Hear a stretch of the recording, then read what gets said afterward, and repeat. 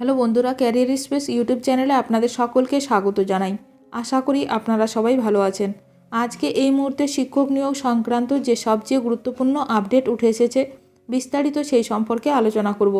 তাই ভিডিওটি অবশ্যই শেষ পর্যন্ত দেখবেন নিয়োগ সংক্রান্ত অনেক নতুন নতুন আপডেট পাওয়ার জন্য। যারা চ্যানেলে নতুন তারা চ্যানেলটিকে সাবস্ক্রাইব করে পাশে থাকা বেল বাটনে প্রেস করে অল নোটিফিকেশানটিকে অন করে রাখবেন, কারণ এমন ধরনের লেটেস্ট আপডেট নিয়ে এই চ্যানেলে সবসময় ভিডিও আপলোড করা হয়ে থাকে। সুপ্রিম কোর্টে বিরাট জয় এনআইওএস ডিএলএড চাকরি প্রার্থীদের। সুপ্রিম কোর্ট এই নির্দেশ দিল। প্রাথমিক শিক্ষক নিয়োগ মামলায় বিরাট খবর সামনে এলো।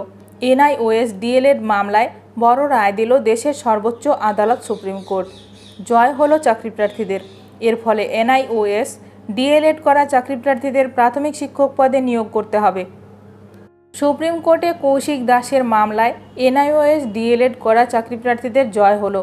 যারা 10/8/2017 এর আগে শিক্ষকতা করতেন তাদের শিক্ষক পদে নিয়োগের নির্দেশ দেওয়া হয়েছে। আগামী 3 মাসের মধ্যে চলতি নিয়োগ প্রক্রিয়ায় নিয়োগের নির্দেশ দেওয়া হয়েছে। জেনারেলভাবে সবার জন্য এই নির্দেশ সুপ্রিম কোর্টের। কলকাতা হাইকোর্টের রায়কে খারিজ করা হয়েছে। প্রসঙ্গত উল্লেখ্য, 2022 সালে প্রাথমিকে 11,765টি শূন্য পদে শিক্ষক নিয়োগের বিজ্ঞপ্তি প্রকাশ করেছিল পর্ষদ।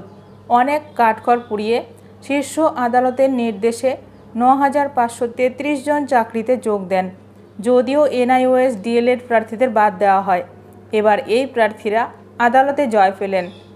9,533 জনের যে চাকরি দেওয়া হয়েছে তাতে হাত না দিয়েই এনআইওএস ডিএলএড প্রার্থীদের নিয়োগ দিতে হবে বলে নির্দেশ দেওয়া হয়েছে বলে জানা যাচ্ছে। আজ অন্য একটি মামলায় জয় পেয়েছেন 2020-22 ডিএলএড ব্যাচের চাকরি প্রার্থীরা। এই মামলায় রায়দান স্থগিত রেখেছিল সুপ্রিম কোর্ট। আজ শুক্রবার এই মামলায় রায় দেওয়া হলো। আদালতের রায়, 2022 সালে রাজ্যের প্রাথমিক শিক্ষক নিয়োগ প্রক্রিয়া চলাকালীন যারা ডিএলএড পাস করেননি কিন্তু পরে করেছেন তারাও চাকরিতে সুযোগ পাবেন। এর ফলে 2,232টি প্রাথমিক শিক্ষক পদে নিয়োগ সংক্রান্ত জটিলতা কাটল।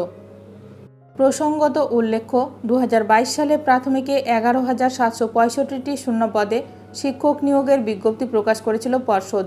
সেই বিজ্ঞপ্তিতে বলা হয়, টেট উত্তীর্ণ এবং প্রশিক্ষণপ্রাপ্ত ডিএলএড প্রার্থীরা এবং ডিএলএড প্রশিক্ষণরত প্রথম বর্ষের উত্তীর্ণরাও আবেদন করতে পারবেন।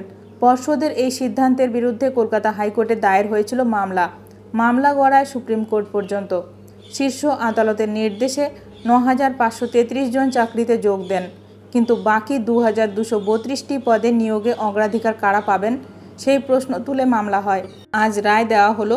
সেখানে জয় পেলেন 2020-22 ডিএলএড ব্যাচের চাকরি প্রার্থীরা। ভিডিওটি ভালো লাগলে অবশ্যই লাইক করবেন। আজকের ভিডিওটি এখানেই শেষ করলাম। নতুন কোনো আপডেট নিয়ে দেখা হবে নেক্সট ভিডিওতে।